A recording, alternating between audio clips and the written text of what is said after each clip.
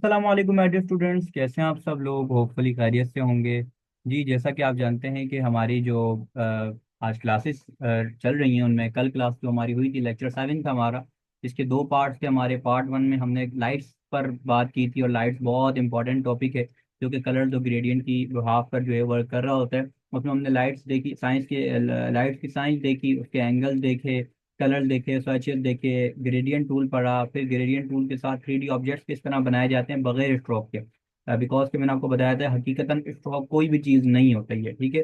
फिर 3D objects के पीछे साइंस क्या होती है, किस तरह लाइट वर्क करती है, इन तमाम चीज़ों को हमने देखा। और फिर हमने उसके पार्ट 2 के अंदर कलर थ्योरी को देखा, उसकी ऑडियंस के अकॉर्डिंग स्ट्रेटेजीज को देखा, साइकोलॉजिकल इफेक्ट्स पढ़े, कुछ टिप्स एंड ट्रिक्स दी थी। फोन्स और टाइपोग्राफी पर हमने कैटेगरीज पर बात की थी। टाइपोग्राफी पर हमने बेसिक बातें कही थी, आज हम कुछ और बातें करेंगे। और उसके साथ साथ हम लोगो डिजाइनिंग को भी देखेंगे। तो टाइपोग्राफी की कुछ और चीज़ें हैं जो कि उमूमन यूज हो रही होती हैं, तो हम उनमें से कुछ चीज़ों को आज कवर कर लेते हैं, ठीक है। फॉर एग्जांपल मैं यहाँ से टेक्स्ट टूल ले रहा हूँ, ठीक है। और टेक्स्ट टूल लेने के बाद मैं यहाँ पर फॉर एग्जांपल लिख लेते हैं हम पाकिस्तान। अच्छा, सिलेक्शन टूल लेंगे यहाँ से आप, और इसको बड़ा कर लेंगे। अच्छा, मैं यहाँ से डबल क्लिक कर लें। अच्छा जी, मैं मिस्टेक हो गई मेरे से। तो हम यहाँ से पाकिस्तान, ठीक है। टेक्स्ट आपने लिखना है, और इस टेक्स्ट को बड़ा कर लेंगे शिफ्ट प्रेस करके, ठीक है। अच्छा, जिस तरह आपको बताया था कि कुछ तो फ़ॉन्ट्स के हवाले से हमने बात कर ली थी, चीज़ें देख ली थी, और फ़ॉन्ट डाउनलोडिंग के हवाले से भी। अच्छा, यहाँ पर मैंने एक फ़ॉन्ट लिख लिया, थोड़ा बोर्ड लिया है ना। अच्छा, अब यहाँ पर आपने क्या करना है, आपके पास कुछ टेक्स्ट के ऑप्शन होते हैं।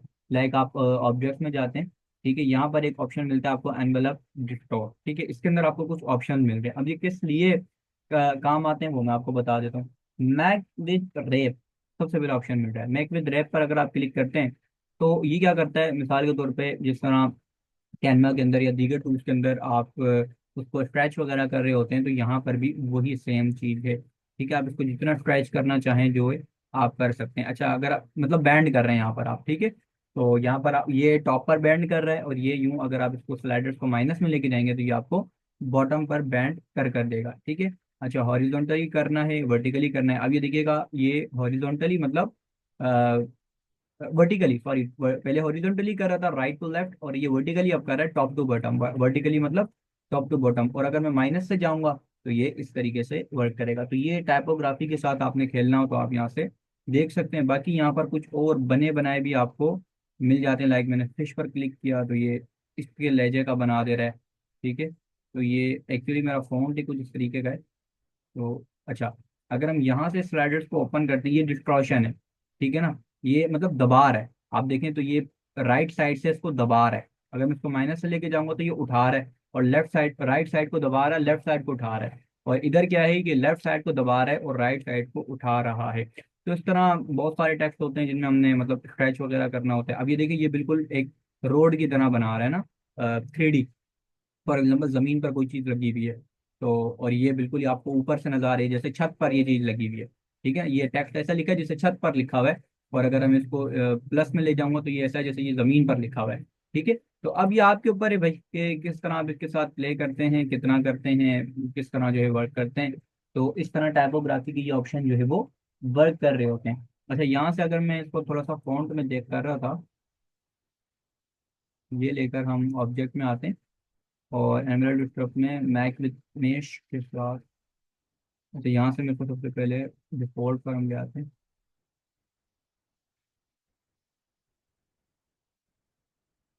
क्या फ़ॉन्ट थोड़ा सा हो सकता है फ़ॉन्ट का कोई प्रॉब्लम हो।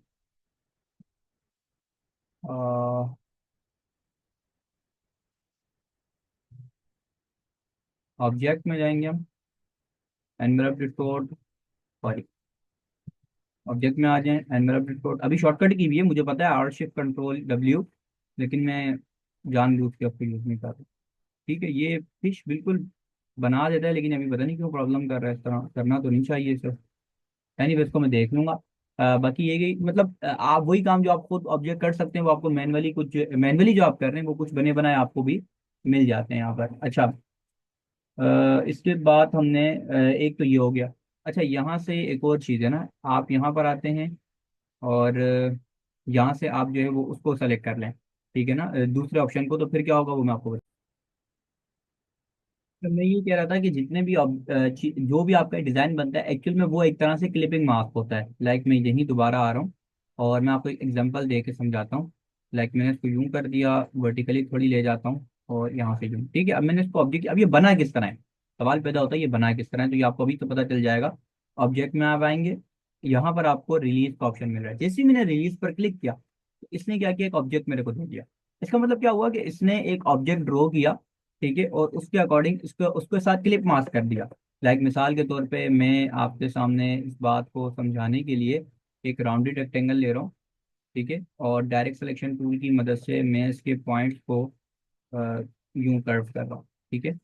और इस पॉइंट को भी मैंने यहाँ से ले लिया, ठीक है। फॉर एग्जाम्पल ये मेरी एक टेक्स्ट हो सकता है, शेप हो सकती है, मैंने उसको मेक क्लिपिंग मास्क कर दिया, ठीक है। तो समझे इसने भी वहां पर भी वही काम किया है, ठीक है। तो अगर जी ये इस तरीके से नहीं होगा प्रॉपर, उसका एक अलग तरीका कार है, लेकिन मैं आपको बता रहा हूँ कि ये शेप के अकॉर्डिंग क्या करता है, वर्क करता है। अब ये आपकी शेप खत्म हो गई ना, अगर आपको उसको दोबारा एडिट करना है तो आप एनवेलप डिस्टॉर्ट में आएंगे, और या तो आप इसको यहाँ पर एनवेलप ऑप्शन से भी कर सकते हैं। पहले मैं इसको सेलेक्ट करूंगा, ऑब्जेक्ट पर आऊंगा, envelope distort make with warp, ठीक है। अब आपने इसको ओके कर दिया, तो अब आप इसको डबल क्लिक करके एडिट कर सकते हैं। ऐसा नहीं है कि ये एक बार में आ गया तो अब ये इन टर्म्स ऑफ ये कि चेंज नहीं हो पाएगा। लाइक आप यहाँ से इसको चेंज भी दोबारा कर सकते हैं, ठीक है। तो उम्मीद है कि आपको ये इसके थोड़े बहुत ऑप्शन समझ में आ गए होंगे। अच्छा, उसके बाद कौन सा ऑप्शन होता है, सिंपल इज दैट, वो हम देख लेते हैं। लाइक में इसको इसको सेलेक्ट करके डिलीट कर रहा हूँ। इसको सेलेक्ट करके हम ऑब्जेक्ट पर आते हैं। सेकंड ऑप्शन हम आप देखते हैं एनवेलप डिस्टॉर्ट में make with mesh. Make with mesh क्या करता है, आपको रोज और कॉलम्स का ऑप्शन देता है। लाइक मैंने रोज जो है वो 10 ले लिए और कॉलम्स मेरे पास 5 है। मैं व्हील की मदद से इसको सेलेक्ट कर रहा हूँ। अब देखिएगा इसने मेरे को रोज और कॉलम दे दिए। अब ये क्या है, ये तमाम एंकर पॉइंट्स है। मैं जैसे ही क्लिक करूंगा मैं उस एंकर पॉइंट को उठाकर ऊपर नीचे जो है वो कर सकता हूँ। और मेरे पास दो हैंडल्स ओपन होते हैं, आपको पता है। तो मैं उन हैंडल्स की मदद से भी जो है प्ले करना चाहूँ तो कहीं भी कर सकता हूँ। इसको उठा के मैं नीचे ला सकता हूँ, ठीक है। अब जिस तरीके से आपने प्ले करना हो, मतलब हर चीज़ आपके हाथ में, कुछ भी आप बनाना चाह रहे हैं, कोई भी टूल्स आप उठाना चाह रहे हैं, तो इस तरह आप आगे पीछे करके इसके साथ प्ले कर सकते हैं। तो मैश जो है वो इस तरीके के काम आता है। तो दोबारा मैं इसको सेलेक्ट कर रहा हूँ और सॉरी, हम हटा देते हैं। डायरेक्ट सिलेक्शन टूल को हटा के आप सिलेक्शन टूल ले लें, और ऑब्जेक्ट में आने के बाद आपके पास एक और ऑप्शन है। उसके लिए आपको एक ऑब्जेक्ट ड्रॉ करना पड़ेगा। लाइक मैं यहीं पर एक पॉलीगॉन टूल ले रहा हूँ, ठीक है। मैंने पॉलीगॉन टूल लेके ऊपर रख लिया, ठीक है। सिलेक्शन टूल से दोनों को मैं सेलेक्ट कर रहा हूँ, ऑब्जेक्ट पर आ रहा हूँ, एनवेलप टॉप। अब ये कह रहा है मैक विद टॉप ऑब्जेक्ट, यानी टॉप ऑब्जेक्ट के अंदर आप इसको डाल दें। इसने क्या कर दिया, इसके अंदर डाल दिया। आपने एक पढ़ा होगा, आपने, मैंने आपको पढ़ा था type on A part tool. इसके अलावा हमने एक एरिया टाइप टूल भी पढ़ा था ना, वो जो कि किसी मतलब जो भी हमने पढ़ा था कौन सा था, हाँ टाइप टूल। उसके अंदर क्या करता था, वो बॉक्स के अंदर या किसी भी ऑब्जेक्ट के अंदर टेक्स्ट डाल देता था। तो देखिए ये वो चीज नहीं है। यहाँ पर पाथ पर आपका टेक्स्ट लिखा नहीं जा रहा है, बल्कि इस पूरे ऑब्जेक्ट के अंदर ये टेक्स्ट है, ठीक है। दोनों में डिफरेंस है।